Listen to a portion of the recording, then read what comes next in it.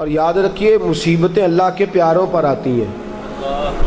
500 سال فرعون نے دعویٰ خدائی کیا ہے معاذ اللہ۔ 300 سال فرعون کا حال یہ تھا کہ ننگے پاؤں کانٹوں پہ چلتا تھا اور اس کے پیر میں کانٹا بھی نہیں چبھتا تھا۔ فرشتے کہتے ہیں یا اللہ یہ کیا ہے؟ وہ تو اور ڈٹ جائے گا کہ میں خدا ہوں۔ فرمایا مہلت دے رہا ہوں۔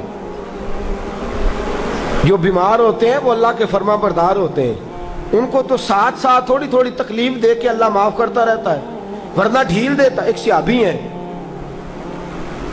طبقات ابن سعد میں روایت ہے، ایک صحابی اپنی بیوی سے کہتے ہیں پانی لاؤ، رات کا وقت ہے، آنکھ کھلی تو کہتے ہیں اٹھ پانی لا۔ بیوی پیالے میں پانی لائی، سو گئے، آنکھ لگ گئی۔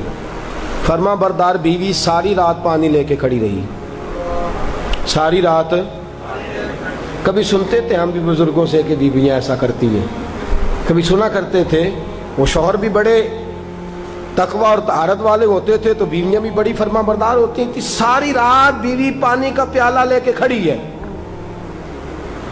صبح آنکھ کھلی تو اپنی بیوی سے کہنے لگے کیا بات ہے تیری، مانگ تو کیا مانگتی ہے، آج تو جیسے کہے گی میں ویسے کر دوں گا۔ ساری رات تو کھڑی رہی، بول جس طرح تو کہے گی۔ بیوی نے عجیب ہی بات کر دی، کہنے لگی آپ اس طرح کریں مجھے طلاق دے دیں۔ اب بات کر بیٹھے تھے کہ تو جیسے کہے گی، اور صحابہ سچاؤں لوگوں کی جماعت ہے، سچائیاں ان پہ ناز کرتی ہیں۔ تیرا وعدہ ہے کہ تو جیسے میں کہوں گا ویسے، جیسے میں کہوں گی تو کر دے گا، مجھے طلاق دے دے۔ شوہر بڑا پریشان ہوا، میں نے وعدہ کر لیا تھا جیسے تو کہے گی، اب تو کہتے ہیں طلاق دے دے، یہ کیسے ممکن ہے؟ اتنی فرما بردار بیوی، اتنی اچھی بیوی دوبارہ میسر آنا مجھے ناممکن نظر آتا ہے۔ میں کیسے طلاق دے دوں؟ وعدہ بھی ہے، بات بھی کر لی ہے، اب تیرا مطالبہ بھی ہے، کیا کروں؟ بڑے پریشان ہو گئے۔ جب کسی طور بھی بات ہے نا مشکل مرحلہ، بات مشکل ہے نا، جیسے تو کہے گا کہے گی میں ویسے، بندہ دعویٰ وہ کرے جو اس سے ہو جائے گی بات، جو دعویٰ کر۔ اچھا کچھ دوست آ کے کہتے ہیں جی کوئی حکم، کہتے ہیں نا، تو اگر ان کو یہ حکم دے دیا جائے کہ چھت پہ کھڑے ہو جاؤ ساری رات نماز پڑھو تو کیسا؟ مشکل ہے نا۔ تو بندہ یہ کیوں نہ کہے کہ جناب آپ حکم کریں، اگر میری پہنچ میں ہوگا تو میں اس پہ عمل کروں گا۔ اور پھر اگر حکم سنایا جائے نا، میں تو کبھی کبھی جو دوست قسم کے میرے تعلق والے لوگ ہیں وہ کہتے ہیں نا کوئی حکم، تو میں کہتا ہوں پہلے پکی بات کرو، پورا کرو گے نا، ایسے نہیں حکم کرا لینا چاہیے، پہلے پکی بات کرو، کر لو گے جناب کوئی حکم کسی قسم کا۔ حالانکہ ایسا ہو سکتا، یہاں تو بندہ اچھا صحابی کہہ بیٹھے کہ جیسے تو کہے گی کر لگی طلاق دے دے۔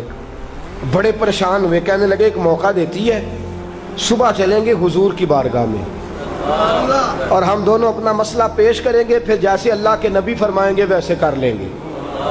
چلو ٹھیک ہے، اس پہ بات ختم ہوئی، سو گئے۔ صبح اٹھے، گھر ذرا دور تھا، دونوں میاں بیوی آ رہے ہیں مسجد نبوی کی طرف۔ رستے میں بیوی شوہر کو ٹھوکر لگی اور اتنا سخت گرے، ایک زخم پیر پہ، ایک ہاتھ پہ، ایک سر پہ، خون بہنے لگا۔ بیوی کہنے لگی اٹھیے اور گھر چلیے، مجھے طلاق نہیں چاہیے۔ اٹھے، گھر چلیں، میں آپ کی مرہم پٹی کرتی ہوں، گھر چلتے ہیں، مجھے نہیں طلاق چاہیے۔ کہنے لگے بھائی تیری عجیب منطق ہے، ساری رات میں سو نہیں سکا، پریشان رہا، صبح سے بھی آج پریشان رہا، میرا اتنا وقت بے چینی، پہلے طلاق چاہیے اب نہیں چاہیے، ماجرا کیا ہے؟ کہنے لگی اصل بات یہ ہے کہ میں نے اپنے رسول پاک صلی اللہ علیہ وسلم کی حدیث سنی، حضور نے فرمایا جس سے اللہ پیار کرتا ہے اسے مشکل میں ڈال دیتا ہے، اس پر کچھ مصیبتیں آ جاتی ہیں جس سے اللہ محبت کرتا ہے۔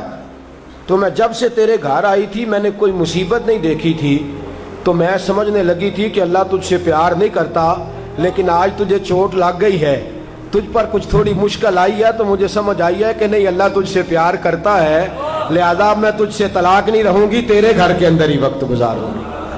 آپ اندازہ فرمائیے کہ یہ مصیبت آنا اور صبر کرنا کتنی اعلیٰ بات ہے کہ صحابہ ڈھونڈ رہے ہیں، تلاش کر رہے ہیں کہ جس پر مصیبت آ نہیں رہی وہ تو بڑا عجیب آدمی ہے، جس پر مشکل آ نہیں رہی وہ تو بڑا جو ہے وہ اللہ تبارک و تعالیٰ کا کہیں نافرمان نہ ہو۔